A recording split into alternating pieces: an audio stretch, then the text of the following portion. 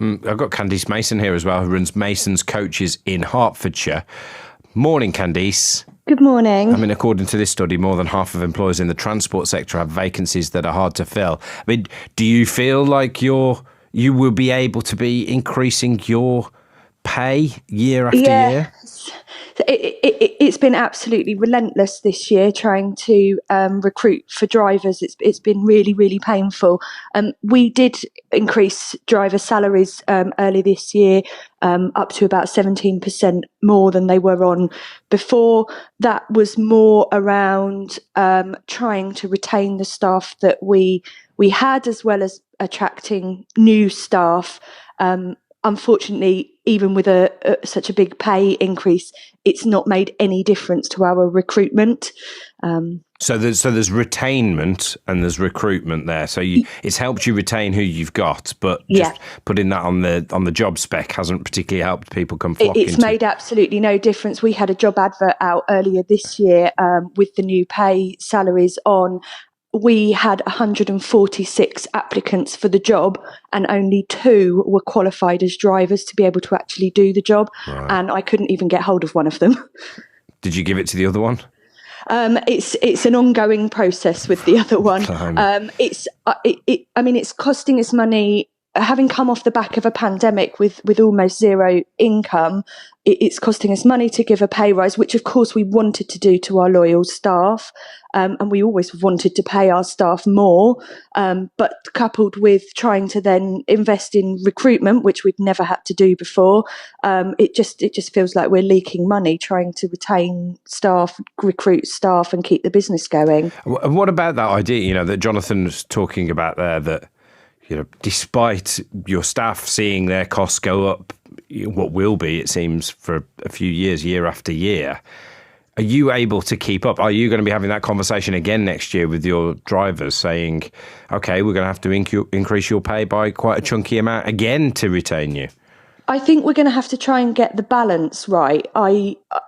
Our business has seen a particular surge this summer in bookings, so it's been a bit more manageable, and we believe that to be off the back of the pandemic and people being locked up. If that continues, then yes, it's certainly something we can have a look at. But I think I just want to see how the bookings go for the next season, really. And how sustainable is it to keep giving like high percentage price pay rises every year to your staff? Well, not very, because what happens is obviously then your costs to customer go up, and then you've got to make sure that you're keeping in the balance with your competition locally so that actually you retain your customers and that your customers want to spend on those high rises. Don't forget, we've also had a massive increase in fuel costs this year. So our prices for being able to book our services have gone up quite considerably. I guess I'm a bit nervous and scared that customers might start getting put off by things continually rising.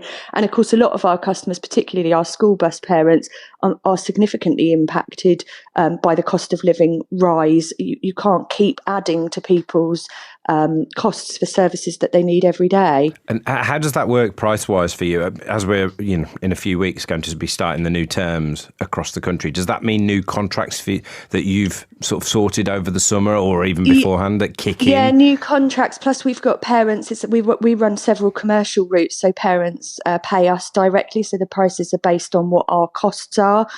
So those school fees for transport have gone up. They have gone up for a lot of our contracts. So by how much are we talking? About 15%. Right.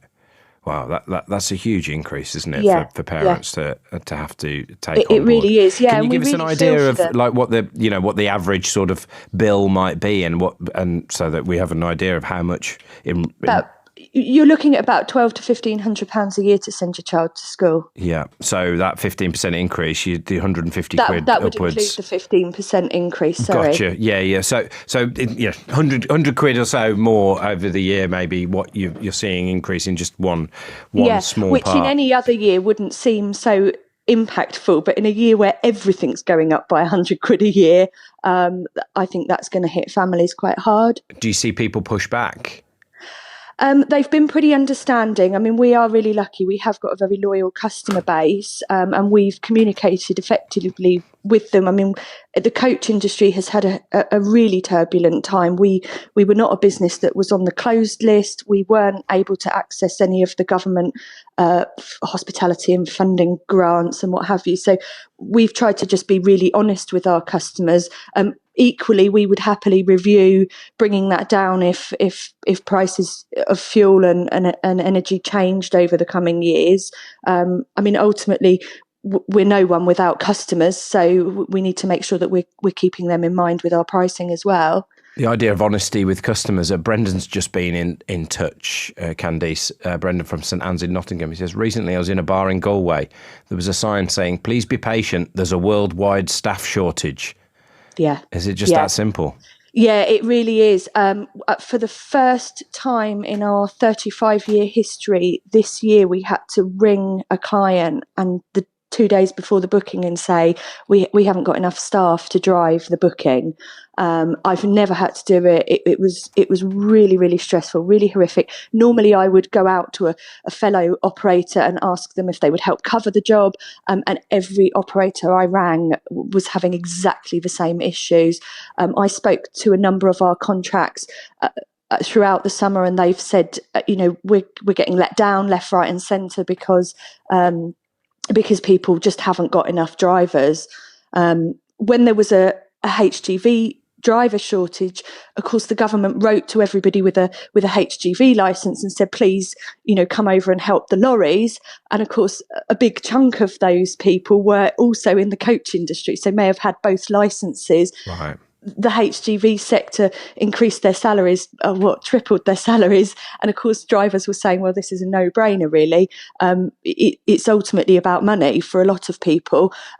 We as a business have tried to really look at it not just being about the money. Of course, that's very, very important, but also looking at what the work-life balance is of a driver. It's not a particularly, in any industry of driving, it's not a particularly easy job to be in. It's often demanding long hours. It can be quite stressful being on the road. As a coach driver, you've got maybe 50 odd people behind you that you're trying to, keep an eye on as well. It's not a particularly good job for a family work-life balance. We can't recruit younger people, which is what I would absolutely love to do. We as a coach industry can't get them on an apprenticeship. We can't get them insured under 21.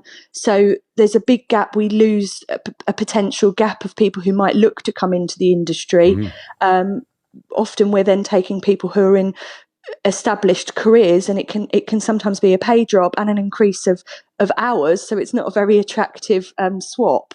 I think you're summarising what many people in many sectors running businesses are sort of thinking at the moment, Candice, but hearing there the impact on the transport sector. Candice, thanks so much. Candice Mason running Mason's Coaches in Hertfordshire. Thanks to Jonathan Boyes, labour market economist for the CIPD as well. Listen to that. Kitty Hill, director of Snugbury's Ice Cream in Cheshire.